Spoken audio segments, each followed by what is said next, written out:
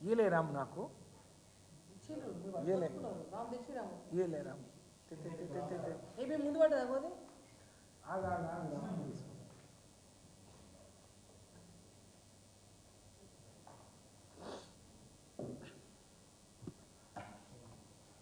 Media సోదరులకు నమస్కారం. Print media and electronic media సోదరులకు, అలాగే ఈ మీడియా సమావేశంలో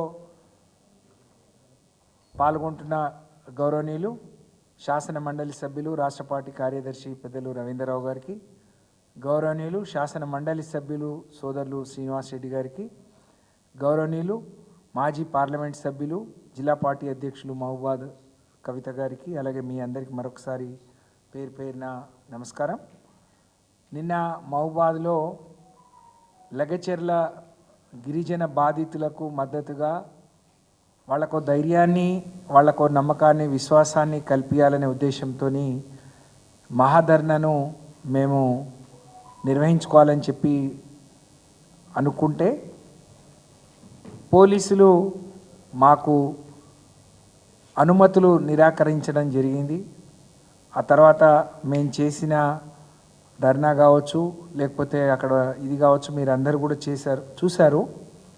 అప్పటివరకు ఇస్తా అన్న పోలీసులు కాంగ్రెస్ పార్టీ నాయకులు ఏదో చెప్తే దాన్ని సాకుగా చూపించి మాకు అనుమతి నిరాకరించారు. కానీ నిన్న పొద్దున్నే హైకోర్టులో మేము పిటిషన్ వేసిన వెంటనే 25వ తారీఖు మాకు కావాలి అని చెప్పిన వెంటనే అనుమతులు ఇచ్చిండ్రు. అందుకనే మరొకసారి న్యాయస్థానానికి, హైకోర్టుకు ధన్యవాదాలు తెలియజేస్తూ, నిన్నటి హైకోర్టు తీర్పు, అనుమతులు కాంగ్రెస్ పార్టీకి, రేవంత్ రెడ్డి గారికి ఒక చెంపపెట్టు అని చెప్పి నేను ఈ సందర్భంగా తెలియజేస్తా ఉన్నాను. రేవంత్ రెడ్డి గారికి అలవాటు అయిపోయింది, ఎన్నికై సంవత్సరం కాకముందే ప్రజల్లో వస్తున్న తిరుగుబాటును, ఎక్కడికి పోయినా వాళ్ళు ఎదుర్కొనే తీరును మరి ఎదుర్కోలేక, వాళ్ళకి సమాధానం చెప్పలేక రేవంత్ రెడ్డి గారు ఎక్కడికి పోయినా హౌస్ అరెస్టులు చేయించడం, వాళ్ళను అన్యాయంగా పోలీస్ స్టేషన్లో పెట్టించడం, ప్రతిపక్షాలు ఎక్కడైనా ధర్నా చేసినా, మీటింగ్లు పెట్టినా దాన్ని జరగకుండా చూడాలని పోలీసుల మీద ఒత్తిడి తీసుకొచ్చి అన్యాయంగా ఈ రాష్ట్రంలో ప్రజాస్వామ్యాన్ని ఖూనీ చేస్తూ ఉన్నారు. వాళ్ళ నాయకుడేమో స్వయంగా పార్లమెంట్ సభ్యుడిగా ప్రమాణ స్వీకారం చేస్తే రాజ్యాంగాన్ని పట్టుకొని ప్రమాణ స్వీకారం చేసిండు. చెప్పేది ఒకటి, చేసేది ఒకటి. వాళ్ళ ద్వంద్వ వైఖరి ఏందో ఈ రాష్ట్రంలో ప్రజలు గమనిస్తూ ఉన్నారు. రేవంత్ రెడ్డి గారు తెలంగాణలో అధికారంలోకి రావడానికి కోసం ఈ రాష్ట్రంలో ఎక్కువ మంది గిరిజనులు, దళితులు, పేదవాళ్లకు అనేక మాయమాటలు చెప్పిండు.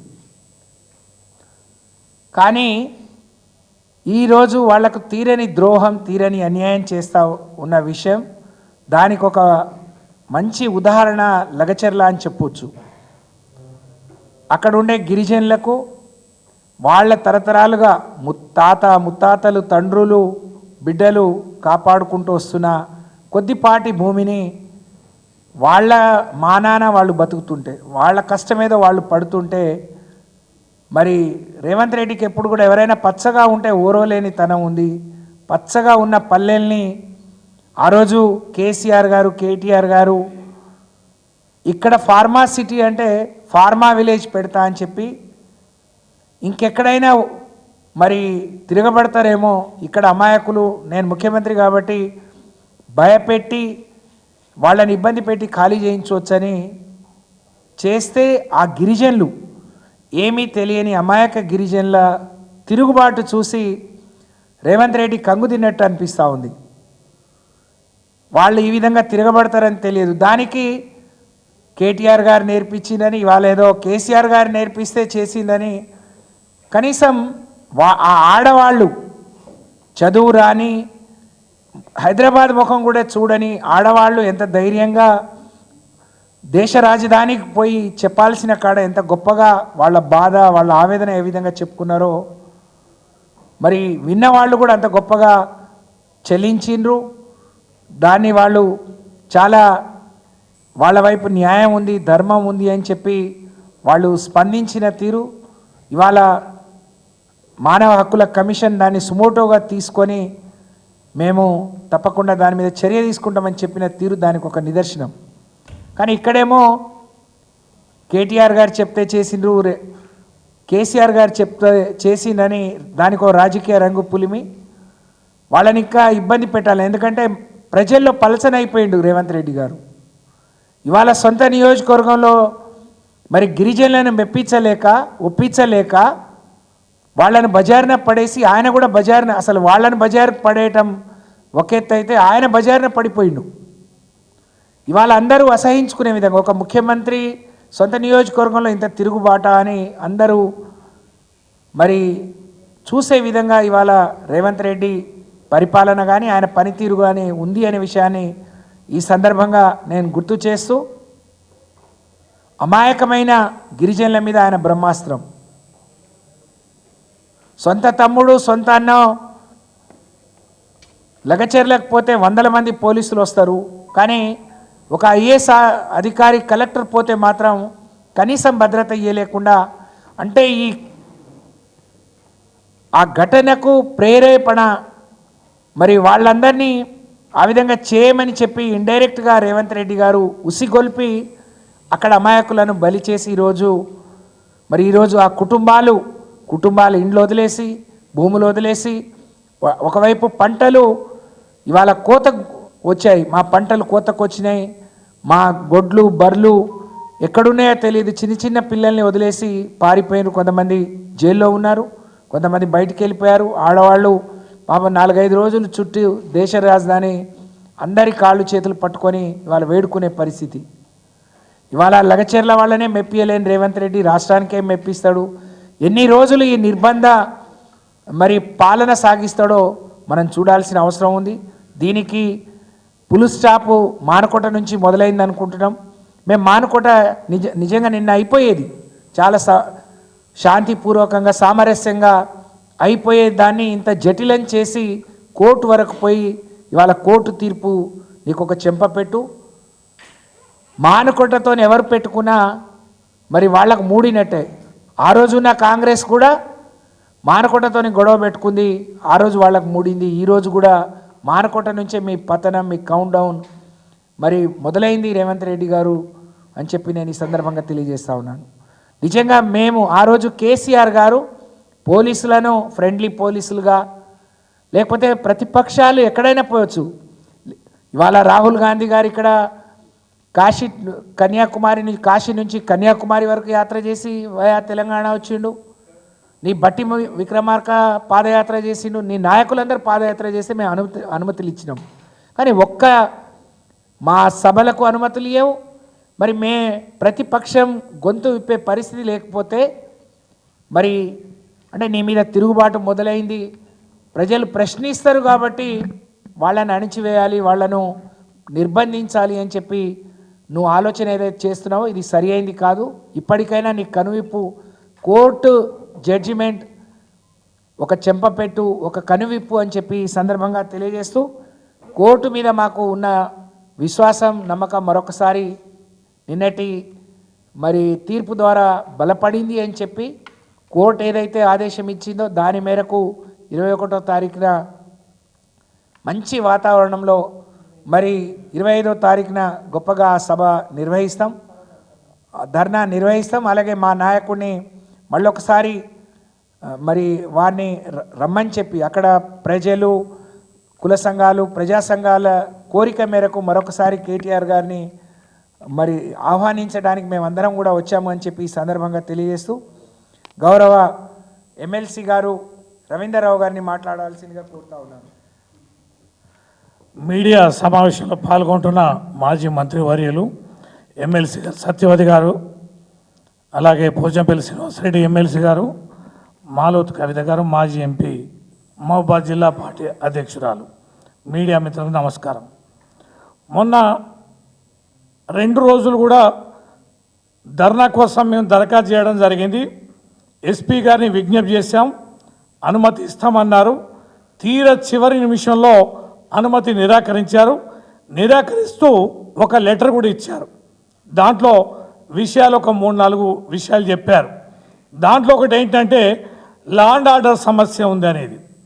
లా అండ్ ఆర్డర్ సమస్య సమావేశం అక్కడ పెడితే గిరిజనుల తీవ్ర వ్యతిరేకత వస్తుంది, ఇది హైలైట్ అయిద్దని ఆగమేఘల మీద కాంగ్రెసు 2 ఎమ్మెల్యేలు ఎంపీ 3:30కు సమావేశం ఏర్పాటు చేసి మైబాద్కి ఎలా వస్తారు కేటీఆర్, వస్తే నేను రాళ్లతోటి కొడతాం, మేము ఎలా వస్తావో చూస్తామని చెప్పని చట్టాన్ని అతిక్రమించి చట్ట విరుద్ధంగా ప్రజాప్రతినిధులు అయి ఉండి అధికారంలో ఉండి ఒక ప్రతిపక్ష పార్టీ అధ్యక్షుడిని హెచ్చరించిన విధానం ఎంత అప్రజాస్వామికమో చూడండి.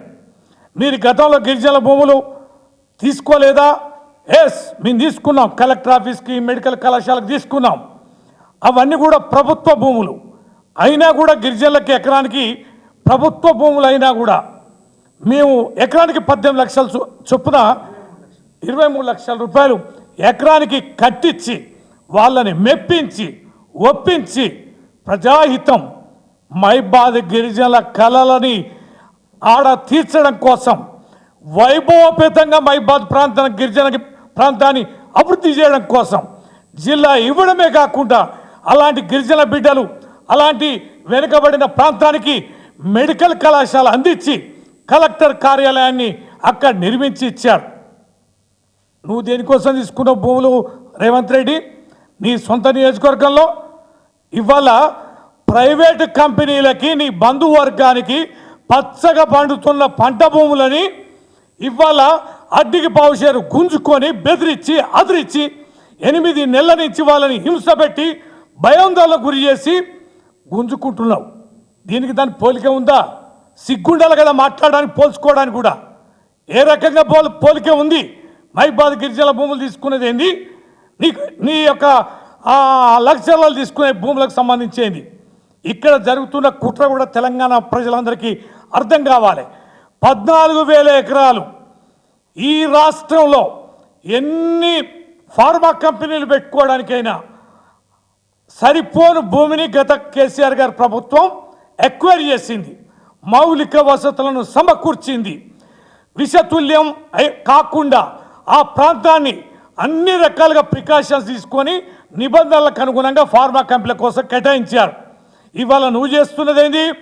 20 జిల్లాల్లో ఫార్మా కంపెనీలు పెడతాం, మీ రైతుల భూములు తీసుకుంటాం, ఈ 14,000 ఎకరాలు 4th సిటీ కడతాం, మేము అక్కడ రియల్ ఎస్టేట్ వ్యాపారం చేస్తాం, ప్రైవేట్గా ఇల్లు కట్టుకోవడానికి ప్లాట్లు వేసి అమ్ముతాం. ఉన్న సిటీని కూల్చుకుంటా హైదరాబాద్ మూసిపేట ఈయన 4th సిటీ కడతాడట, ఫార్మా కంపెనీ కోసం కేటాయించిన భూముల్ని రియల్ ఎస్టేట్ వ్యాపారం చేస్తాడట. ఇది న్యాయమా? ఇది ధర్మమా? పంట పొలాన్ని గుంజుకొని ఫార్మా కంపెనీలు పల్లెల్లోకి తీసుకెళ్లడం అనేది మీకు ఉపాధి అవకాశాలు వస్తాయి, లభిస్తాయని అన్నారు. మీరు చూశారు కదా, ఇదే తెలంగాణ భవన్ కూడా ఆ గిరిజన బీడలు వచ్చి మాట్లాడింది కదా. ఎవరన్నా ఫార్మా కంపెనీలో పనిచేసే స్థాయి ఆ భూ యజమానులకు ఉందానండి? ఏం ఉద్యోగాలు ఇస్తారండి? వాళ్ళకి ఏం ఉపాధి కార్యక్రమాలు ఇస్తారండి? ఒక్కసారి స్టడీ చేయండి.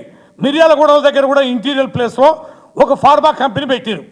దాంట్లో ఆ భూములు ఇచ్చిన వాళ్ళు ఎంతమంది ఆ ఫార్మా కంపెనీలో పనిచేస్తారు? దొంగ మాటలు, లంగ మాటలు చెప్తావు. చిన్న ధర్నా కార్యక్రమానికి నాంచి అనుమతి ఇవ్వకుండా మీ పార్టీ వాళ్ళే, మీ ఎమ్మెల్యేలే వార్నింగ్ ఇచ్చి లా అండ్ ఆర్డర్ ప్రాబ్లం ఉందని చెప్పని ఇవాళ పర్మిషన్ అనుమతి ఇవ్వకుండా ఉంటారా? మీరు ఏ రకంగా ధర్నాలు చేశారో, ఎన్ని వేదికలు పెట్టారో, ఎన్ని పాదయాత్రలు చేశారో, ఎంత స్వేచ్ఛగా కేసీఆర్ గారి పరిపాలనలో తిరిగారో, ఎన్ని మాటలు మాట్లాడినా మేము ఈ రకమైన ఆకృత్యాలకు పాల్పడలే.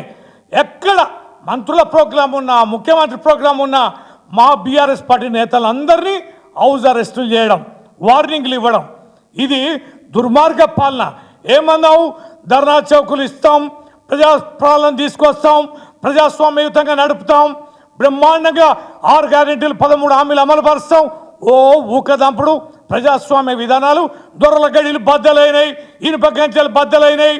ఇవాళ ప్రభుత్వం కట్టించిన భవనాన్ని వదిలేసి నీ సొంత ఇంట్లో ఇనుప కంచెలు పెట్టుకొని దుర్భేద్యమైన కోట పెట్టుకొని నీ ఇంట్లో ఎంతమంది సాధారణ ప్రజలు కలుస్తున్నారు? నువ్వు అన్న ప్రజాప్రభావం ఇవాళ ఎన్నిసార్లు పోయినావు? ఎంతమంది ప్రజలకు అందుబాటులో ఉన్నావు? ప్రజాస్వామ్య విలువలకి తిలోదకాలు ఇచ్చిన రేవంత్ రెడ్డి ప్రజాస్వామ్యం గురించి మాట్లాడే నైతికత నీకు ఎక్కడుందని సందర్భంగా మేము విజ్ఞప్తి చేస్తున్నాం.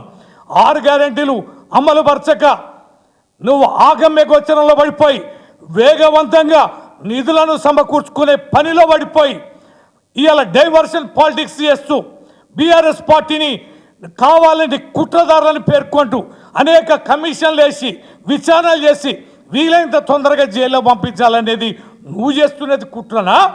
6 గ్యారెంటీలు 100 రోజులు అమలు పరుస్తామన్న రేవంత్ రెడ్డి 9 నెలలు 10 నెలలైనా 11 నెలలైనా జాడలేవేంటని ప్రశ్నిస్తున్న బీఆర్ఎస్ పార్టీ చేస్తున్నది కుట్రనా? ఇవన్నీ ప్రజలు అర్థం చేసుకుంటున్నారు. ప్రజల ఆగ్రహవేశాలు ఉన్నాయి. అందుకనే నువ్వు ధర్నాలకి ఇవాళ కార్యక్రమాలకు పర్మిషన్ ఇవ్వడం లేదు. అందుకనే మా నేతలను అరెస్ట్ చేస్తున్నారు. అయినా మేము ఆగేది లేదు. నీ కేసులకు భయపడలేదు, నీ అరెస్టులకు భయపడలేదు. ఇవాళ కోర్టులు న్యాయస్థానాలు ఉన్నాయి. ప్రజాస్వామ్యబద్ధంగానే అనుమతులు తీసుకొని నీ భరతం ప్రజల్ని అప్రమత్తం చేస్తాం. ఆవేశానికి ఆవేదన గురైతున్న ప్రజలకి బీఆర్ఎస్ పార్టీ అండగా ఉంటుంది. నిరంతరం ఈ కార్యక్రమాలు కొనసాగుతాయని ఈ సందర్భంగా మనవి చేస్తూ ఇంత చక్కటి అవకాశం ధర్నా కార్యక్రమానికి కల్పించిన ఈ నిరంకుశ ప్రభుత్వానికి చెంపపెట్టుని ఇవాళ ఈ యొక్క కోర్టు న్యాయస్థానం ఇచ్చిన ఆర్డర్ తోటే తేలిపోయిందని తెలియజేస్తూ 25వ తారీఖు నాడు ఉదయం 11 గంటల నుంచి 2 గంటల మధ్యన మహబూబాబాద్ తహసీల్దార్ ఆఫీస్ ఎదురుగా ధర్నా కార్యక్రమం కొనసాగిస్తున్నాం. ఇది రాష్ట్ర వ్యాప్తంగా ఇది చేరవేయాల్సినటువంటి సమయం. లగచర్లకి మహిబాద్కే సంబంధం అంటారు. గిరిజనుల భూములని గుంజుకున్నావు.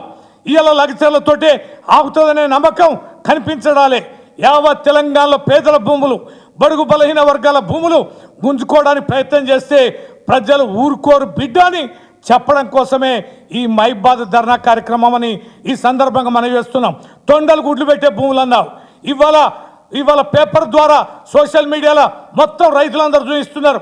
ఇగో ఇది మా శనగ పంట, ఇది మా పొలం, ఇది మా పత్తి చేను, ఇది మా మిర్చి పంట, ఇది మా కూరగాయలని పచ్చని పంట పొలాలను చూపిస్తున్నారు. ఇప్పుడు ముఖం ఎక్కడ పెట్టుకో సమాధానం చెప్తావు రేవంత్ రెడ్డి అని ఈ సందర్భంగా మేము గుర్తు చేస్తున్నాం. ఈ దుర్మార్గ పాలన, అరాచక పాలన, ప్రజల్ని మోసం చేసిన పాలన, ఇది తిరోగమన పాలన, అవినీతి వైపు అడుగులేస్తున్న పాలన. అందుకనే ప్రజలు చైతన్యవంతమై తిరుగుబాటు చేస్తున్నారు. వాళ్ళకండగా బీఆర్ఎస్ పార్టీ ఉంది. ఇట్లాంటి కార్యక్రమాలు భవిష్యత్తులో మరిన్ని మేము చేసి తీరుతామని చెప్పి తెలియజేస్తూ రేపటి కార్యక్రమాన్ని జయప్రదం చేయాల్సింది కోరుతూ ఎమ్మెల్సీ శ్రీనివాసరెడ్డి గారిని మాట్లాడాల్సి కోరు.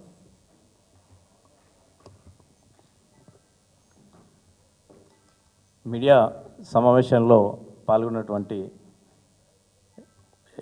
ఎక్స్ మంత్రి గారు, ఎమ్మెల్సీ సత్యవతి రాథోడ్ గారు, అదేవిధంగా ఎమ్మెల్సీ రవీందర్రావు గారికి, ఎక్స్ ఎంపీ కవిత గారికి, మీడియా మిత్రులకు అందరికీ నమస్కారం.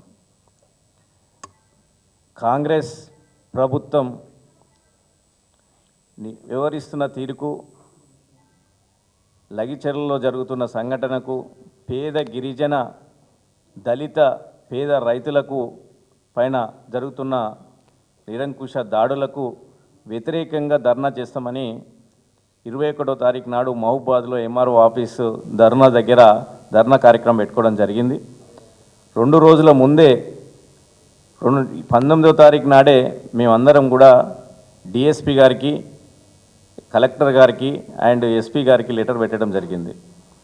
వాళ్ళు మేము పర్మిషన్ ఇస్తామని చెప్పి స్వయంగా మా రవీందర్రావు గారే డిఎస్పీ గారితో మాట్లాడి, కలెక్టర్ గారితో మాట్లాడి, సార్ మేము ధర్నా చేసుకోవాలంటే మేము ఏర్పాట్లు చేసుకోవాలి, పేద అయినట్టు గిరిజన తండాలకెళ్ళి ప్రజలు రావాలి కాబట్టి వాళ్ళకి మేము మెసేజ్ ఇవ్వాలి, మీరు పర్మిషన్ ఇస్తున్నారా లేదా అని పదే అడగడం జరిగింది. 2 రోజులు జాప్యం చేస్తూ రవీందర్రావు గారు మీరు తప్పకుండా మీరు చేసుకోండి, మీరు ఏర్పాట్లు చేసుకోండి, మీ ధర్నా మీరు చేసుకోండి, ఎలాంటి ఇబ్బంది లేదు, మాకు డిఎస్పీ గారు కోర్టుకు వెళ్ళారు, వచ్చుడితోటే మీకు కాగితం ఇస్తాము, మీ పని ఏర్పాట్లు చేసుకోండి అంటే మేము అందరం కూడా అక్కడ ఉన్న నాయకులు అందరం కూడా ప్రతి గ్రామానికి ప్రతి తండకు కూడా మెసేజ్ ఇచ్చి మన ధర్నా కార్యక్రమం ఉంది, మన కేటీఆర్ గారు వస్తున్నారు, మీ అందరి ప్రజల తరపున ప్రభుత్వాన్ని నిలదీస్తారని మీ అందరు కూడా మెసేజ్ ఇవ్వడం జరిగింది. 20వ తారీఖు నాడు 10 గంటల నుంచి మొదలు పెడితే సాయంత్రం 4 గంటల దాకా అన్ని ఏర్పాట్లు చేసుకొని ఉండవని చెప్తే మాకెందుకో రవీంద్రరావు గారికి మా అందరికీ డౌట్ వచ్చి మేము ఎస్పీ గారి ఆఫీస్కి వెళ్ళి, సార్ మాకు పర్మిషన్ ఇస్తారా ఇవ్వరా, ఏదో ఒకటి చెప్పండి, లేదంటే మేము కోర్టుకు పోయినా తీసుకొని వచ్చి మేము ధర్నా కార్యక్రమం పెట్టుకుంటామంటే లేదు ఇస్తున్నాం, మీరు కూర్చోండి, మాకు అర్ధగంట టైం ఇవ్వండి, గంట టైం ఇవ్వండి అనుకుంటా అట్లా రాత్రి 11:30 దాకా, పొద్దున 10 గంటలకు ధర్నా అయితే రాత్రి 11:30 దాకా మమ్మల్ని కూర్చోబెట్టి 6-7 గంటలు కూర్చోబెట్టి పైకి వెళ్ళి నాకు ఆర్డర్ రాలేదు, మీ పొలిటికల్ వ్యవహారంలో రాలేదు, ఏదో కారణాలు చెప్తూ పైన ఇక్కడ సీఎం ఆఫీస్ నుంచో లేకపోతే ఇన్ఛార్జ్ మినిస్టర్ దగ్గర నుంచో ప్రెజర్ వచ్చి వాళ్ళు మాకు కావాల్సి పొద్దున 10 గంటల ప్రోగ్రాం ఉంటే రాత్రి 11:30 దాకా కూడా మమ్మల్ని కూర్చోబెట్టుకొని పర్మిషన్ లేదు అని చెప్పి రాత్రి 11:30కు లెటర్ ఇస్తే ప్రజలకు ఎలా మెసేజ్ ఇవ్వాలి? ప్రజలు అంతమంది అక్కడి నుంచి తరలి వస్తున్న ప్రజలకి మేము ఎట్లా ఆన్సర్ ఇవ్వాలి? ఇది ప్రజాస్వామ్యమా? పోలీసుల వివరించిన తీరు చాలా దారుణంగా ఉంది.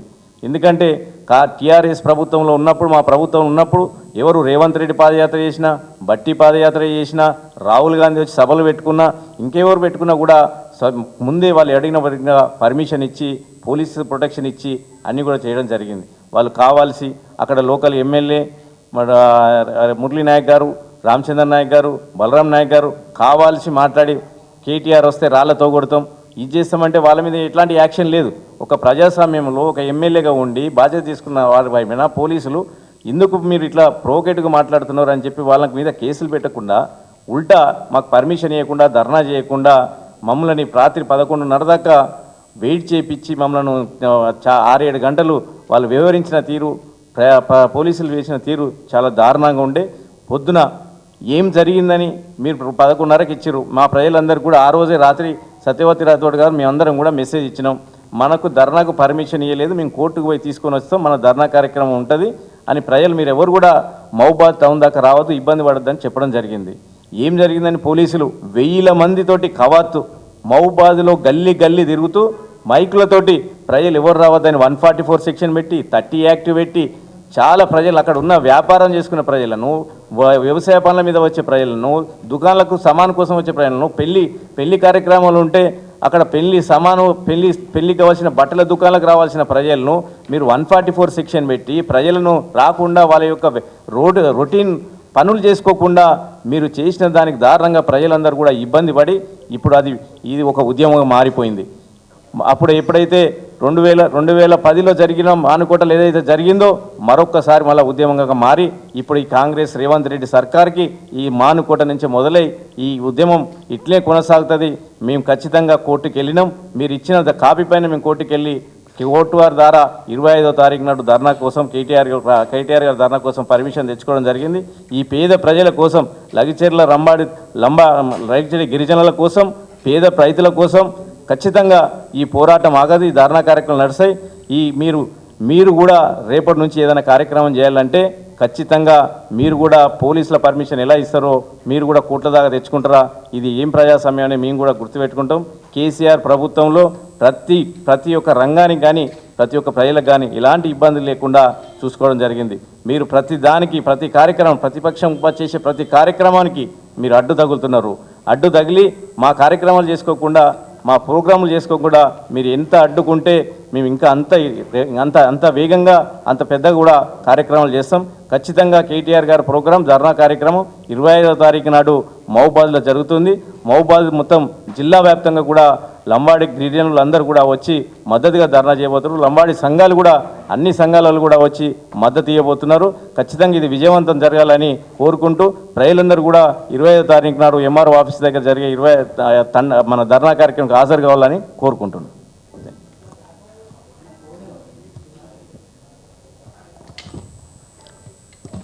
మీడియా మిత్రులకు మరియు మాజీ మంత్రి సత్యవతి రాథోడ్ గారికి, ఎమ్మెల్సీ రవీంద్రరావు గారికి, ఎమ్మెల్సీ పోచంపల్లి శ్రీనివాసరెడ్డి గారికి అందరికీ నమస్కారం తెలియజేస్తా ఉన్నాం. మీ అందరూ తెలుసు, గత 15-20 రోజుల నుంచి కూడా కొడంగల్ నియోజకవర్గంలోని లగచర్లలో అయితే మా లంబాడ గిరిజన ఎవరైతే అందరు పేదలు ఉన్నారో వాళ్ళ భూములు లాక్కుంటున్న విషయము, వాళ్ళు ఢిల్లీ దాకా SC/ST కమిషన్, మహిళా కమిషన్ దగ్గరకు వచ్చి మాతో ప్రత్యేకంగా కూడా అక్కడ విన్నవించుకొని మా భూములు తీసుకోవద్దు, అక్కడ ఫార్మా విలేజ్ అవసరం లేదు అని చెప్పేసి లబోదిబం మొత్తుకుంటూ వాళ్ళ కుటుంబంలో వాళ్ళ భర్తలను కావచ్చు, వాళ్ళ పిల్లలని జైలు వేసినాక వాళ్ళని వదిలిపెట్టాలని వాళ్ళు ఏదైతే మొరబెట్టుకుంటున్నారో వాళ్ళని చూసినాక మా కడుపు తరుక్కుపోయింది. ఢిల్లీ పోయినప్పుడు నేను సత్యవతి రాథోడ్ అందరం పోయినప్పుడు చాలామంది మహబూబాద్ జిల్లాలో ఉన్న అంటే చాలా సంఘాల వారు కావచ్చు, మా గిరిజన సంఘాలు కావచ్చు, ప్రజా సంఘాల వారు కావచ్చు, అక్కడ మాజీ ప్రజాప్రతినిధులు, సర్పంచులు వాళ్ళు అందరూ కూడా ఖచ్చితంగా మహబూబాద్ అనే కాదు, మహబూబాద్ పార్లమెంటు సెగ్మెంట్ అనేది కూడా యావత్ 7 నియోజకవర్గాలే కాకుండా తెలంగాణ రాష్ట్రంలో కూడా ఎక్కువగా లంబాడ సోదరులు ఉంటారు.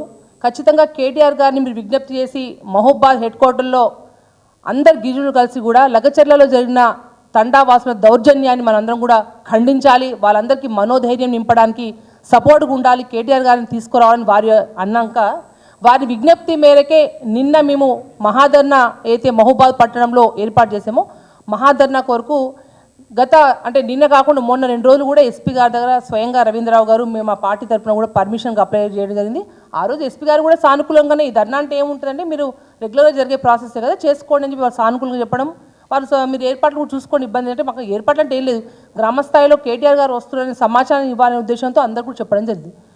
ఆ రోజు హుటాహుటిన కాంగ్రెస్ వాళ్ళకి ఒకటే ఉనుకుపట్టింది, కేటీఆర్ గారు వస్తే గ్రామ స్థాయిలో తండా వాసులు మా మహబూబాద్ డోనాకులలో ఒక్కొక్క నియోజకవర్గంలో 500 నుంచి 600 తండాలు ఉంటాయి.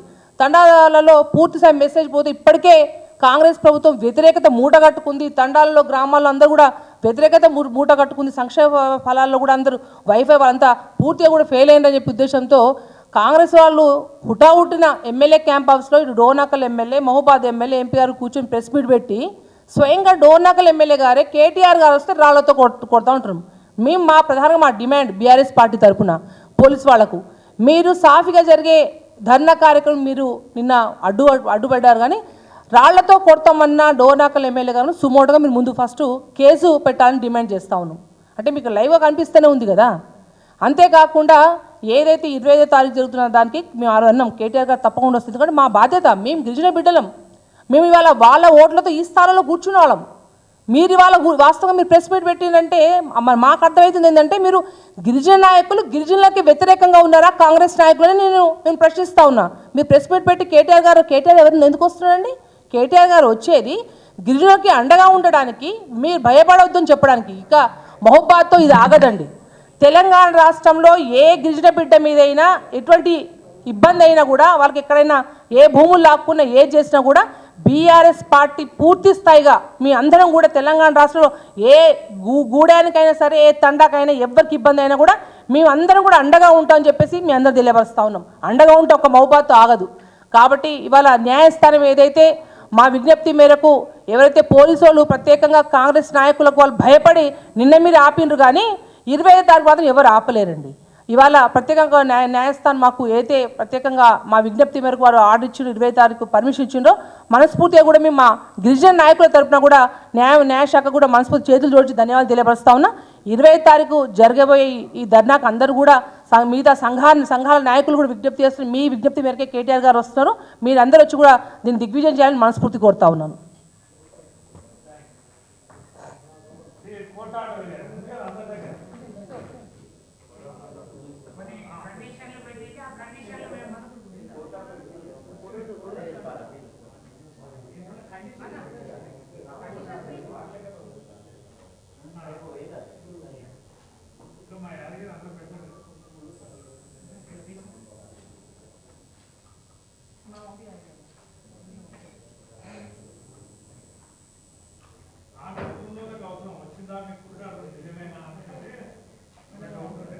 మీ అందరూ తెలుసు, గత 15-20 రోజుల నుంచి కూడా కొడంగల్ నియోజకవర్గంలోని లగచర్లలో అయితే మా లంబాడ గిరిజన ఎవరైతే అందరు పేదలు ఉన్నారో వాళ్ళ భూములు లాక్కుంటున్న విషయము, వాళ్ళు ఢిల్లీ దాకా ఎస్సీ